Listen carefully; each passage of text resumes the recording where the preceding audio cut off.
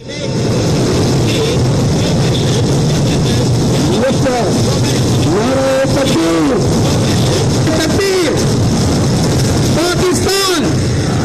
पाकिस्तान पाकिस्तान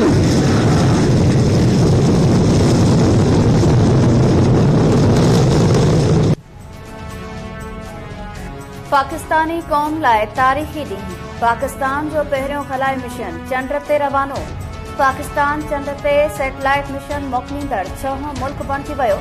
पाकिस्तान जो पहिरियों satellite mission Beijing मां चंड ते रवानो थियो। सैटेलाइट iCube कमर जी लॉन्चिंग बीजिंग मां वेबसाइट ते लाइव टेलीकास्ट कई वई। सैटेलाइट मिशन मोकिलण वक़्तु स्पार्क ऑफिस कराची में जज़्बाती मंज़र। पाकिस्तान जिंदाबाद जे नारनि जी गूंज। इंस्टीट्यूट ऑफ स्पेस टेक्नोलॉजी जी कोर कमेटी जे मेंबर डॉक्टर खुरम खुर्शीद मूजिब सैटेलाइट के चीन जी शिंघाई यूनिवर्सिटी ऐं पाकिस्तान जे क़ौमी खलाई एजेंसी स्पार्को जे सहकार सां तैयार कयो वियो।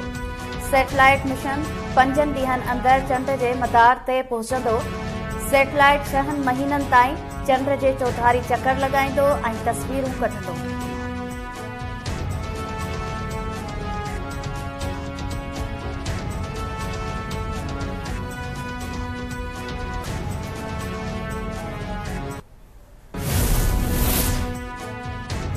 सदर आसिफ अली ज़रदारी ऐं वज़ीर आज़म शहबाज शरीफ़ पारां चंड ते पाकिस्तान जो पहिरियों सैटेलाइट मिशन मोकिलण ते क़ौम ऐं साइंसदाननि खे वधायूं। सदर आसिफ अली ज़रदारी चयो आहे त सैटेलाइट मिशन जी कामयाब लॉन्चिंग पाकिस्तान जे खिलाई प्रोग्राम लाइ अहम संग मेल साबित थींदी। वज़ीर आज़म चयो आहे त iCube कमर सैटेलाइट खिला में पाकिस्तान जो पहिरियों क़दम आहे। असांजा साइंसदान ऐं इंजीनियर जोहरी मैदान सां गॾु हिन मैदान में बि पंहिंजूं सलाहियतूं मंझराए रहिया आहिनि। ही टेक्निकी सफ़र तारीख़ी लम्हो आहे।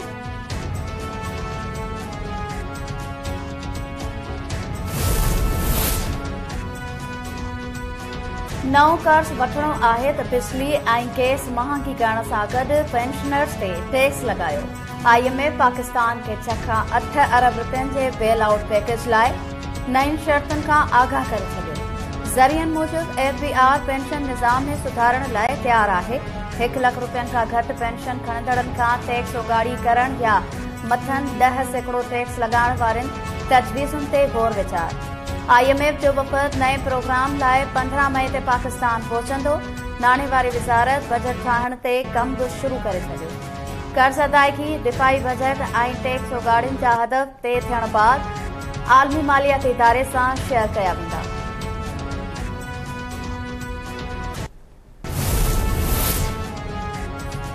वज़ीर आज़म शहबाज शरीफ़ सां पीपल्स पार्टी जे चेयरमैन बिलावल भुट्टो ज़रदारी जी मुलाक़ात। मुल्की सियासी सूरतहाल ते ॻाल्हि ॿोल।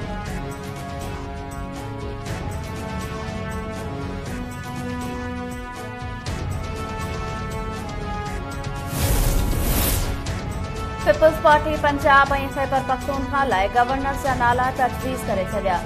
ज़रियनि मूजिब खैबर पख्तूनख्वा लाइ फैसल करीम कुंडी ऐं पंजाब जी गवर्नरशिप लाइ सरदार सलीम हैदर जो नालो तजवीज़ कयो वियो। पीपल्स पार्टी तजवीज़ कयल ॿिन्ही गवर्नर जा नाला नून लीग सां शेयर करे छॾिया।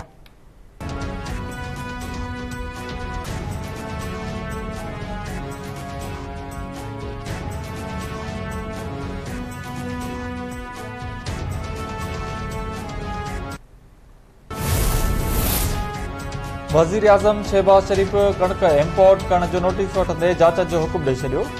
फेबरवरी 2024 खां पोइ कणक दरामद जारी रखण वारी मामले ते सेक्रेटरी काबीना डिवीज़न जी सरबराही में कमेटी क़ाइम। वज़ीर आज़म पारां कणक जी दरामद जारी रखण लाइ LCs खोलण जे ज़िम्मेवारनि जो तइयुन करण जी हिदायत। कमेटी कणक जा ज़ख़ीरा मौजूदु हुअण बावजूदि इम्पोर्ट करण वारे मामले जी जांच करे 4 ॾींहनि अंदरि रिपोर्ट ॾींदी।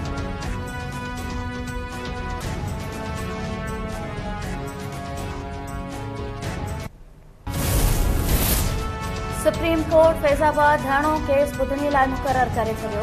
चीफ जस्टिस कासिम फाइज़ ईसा जी सरबराही में 3 रुकनी बेंच 6 मई ते केस जी ॿुधणी कंदी। अदालत पारां लाॻापियल धुरनि खे नोटिस जारी। सुप्रीम कोर्ट मख़सूस सीटूं न मिलण वारे मामले ते सुन्नी इतिहाद काउंसिल जी अपील 8 मई ते ॿुधणीअ लाइ मुक़रर करे छॾी। 3 रुकनी बेंच बि जोड़ी वई। जस्टिस मंसूर अली शाह की सरबराही में जस्टिस मोहम्मद अली मज़हर ऐं जस्टिस अतर मिनुल्लाह ते बदल बेंच पीटीआई की अपील के ॿुधणी कंदी।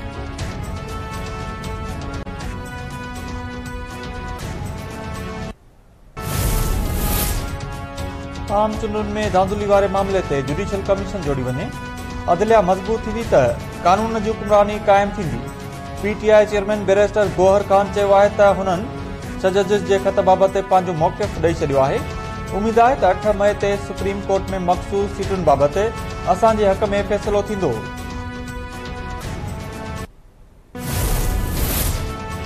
सिंध हाई कोर्ट सूबे जे समूरनि थाणनि में कारोबारी सरगर्मियूं फौरी तौर ख़त्म करण जो हुकुम ॾेई छॾियो।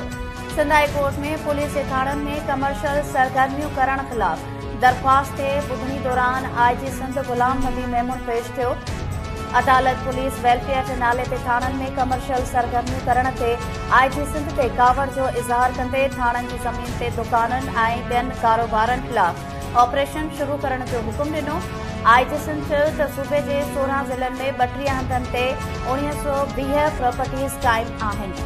कारोबारी सरगर्मियूं ख़त्म करण लाइ लाॻापियल माण्हुनि खे नोटिस जारी कयो हो, पर उन्हनि स्टे ऑर्डर वठी छॾियो आहे। वफ़ाक़ी हुकूमत साइबर क्राइम खे एफआई खां धार करे नओं इदारो ठाहे छॾियो। साइबर क्राइम इन्वेस्टिगेशन एजेंसी जे नाले सां नओं इदारो ठाहिण जो नोटिफिकेशन जारी। नोटिफिकेशन मूजिबि एनसीसीआई नाले जांच इदारो साइबर क्राइम बाबति समूरा मामला ॾिसंदो। साइबर क्राइम इन्वेस्टिगेशन एजेंसी जा थाणा बि धार हूंदा।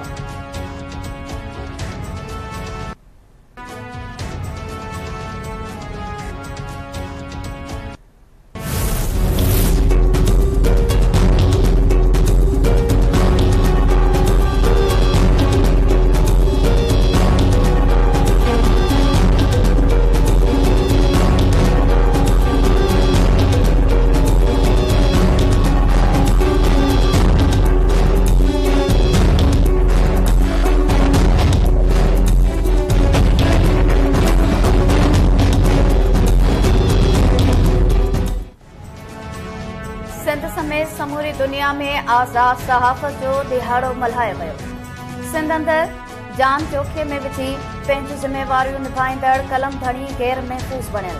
8 महीना अॻु सखर जे विच शहर में गोलियूं हणी क़तल थियल शहीद जान मोहम्मद बहर जा क़ातिल अञा ताईं गिरफ़्तार न थी सघिया। बहिरापुर सां सलाड़ियल केटीएम न्यूज़ जे सहाफ़ी शहीद अज़ीज़ मेमून जा क़ातिल बि हेल ताईं पकड़ में न अची सघिया। सालेपत जे सहाफ़ी अजय लालवाणी जा क़ातिल बि आज़ाद। कलम धणियुनि पारां सहाफ़ियुनि खे तहफ़ुज़ ॾियण लाइ क़ानून साज़ीअ जो मुतालबो।